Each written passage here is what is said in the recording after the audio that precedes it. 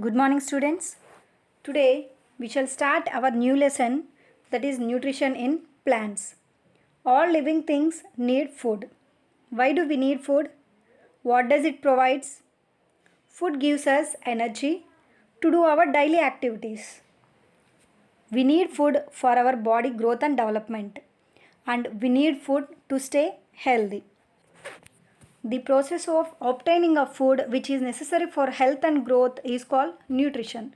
The process of obtaining a food or getting a food is called nutrition.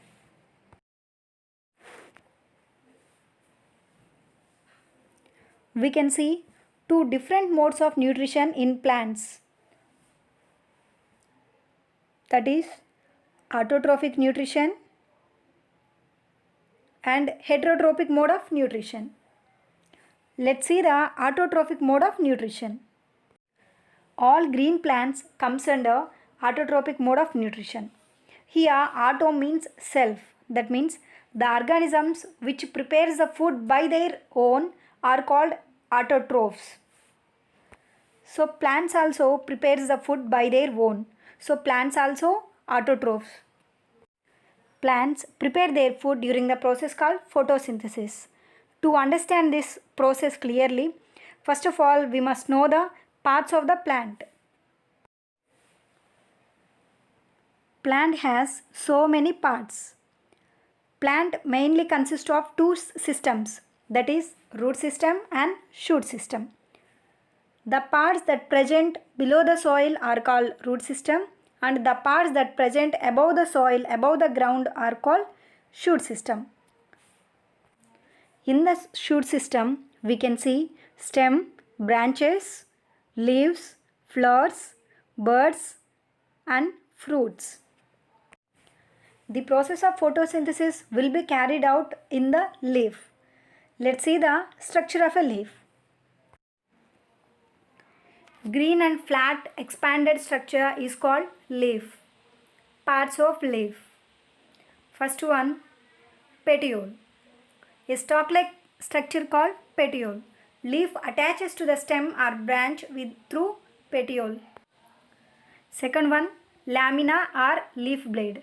It is the flat and broad portion of the leaf. Underside of the leaf we can see the stomata. Stomata are small pores that present on the leaf. These stomata are responsible for the exchange of gases and releasing of excessive water.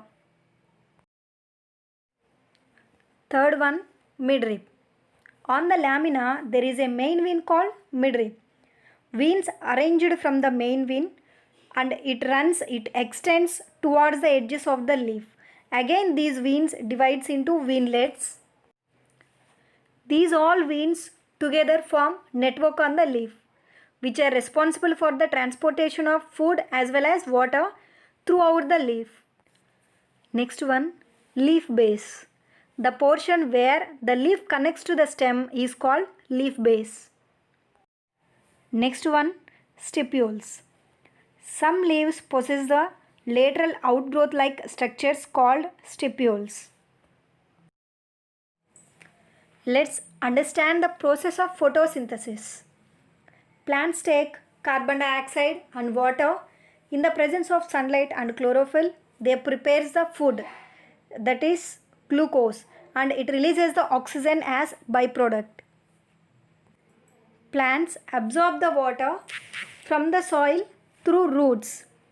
Through roots, plants absorb water and minerals. This water will be transported to all parts of the plant through the stem. Here the stem acts as a pipeline. Here leaf contains the substance called chlorophyll, which traps the energy from the sun.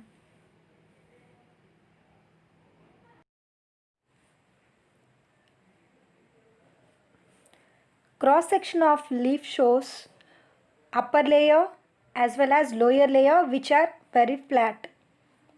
Beneath that, tightly arranged cells are there, which contains the special cell organelles, that is chloroplast. Chloroplast contains the substance chlorophyll, which gives the green color to the leaf.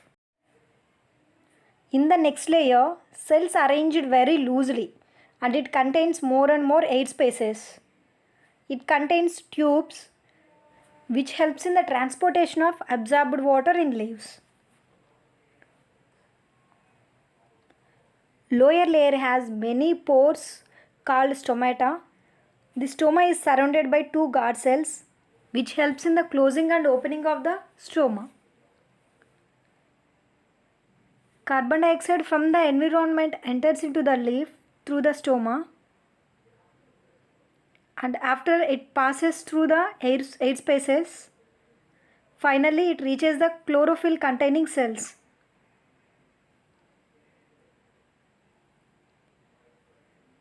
This water and carbon dioxide enters into the chloroplast, and this chloroplast has the capacity to trap the energy from the sunlight.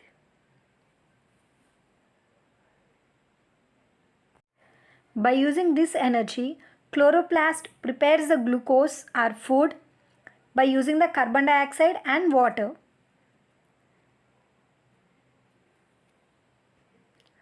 Then the glucose molecules and oxygen releases out from the chloroplast. This glucose transferred to the all parts of the plant for their growth.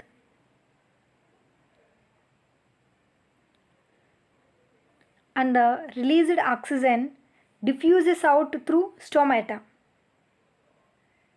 Like this, oxygen, the life-sustaining gas, will be released into the environment from the plants. And the glucose, the food, transported to the all parts of the plant for their growth.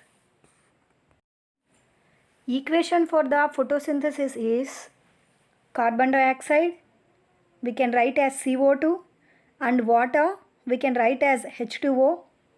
In the presence of sunlight and chlorophyll, they gives out glucose, that is C6H12O6, and oxygen, that is O2. This is the equation for the photosynthesis. Now we are going to perform one activity which shows that stem acts as a pipeline. Materials required: dropper and beaker with water,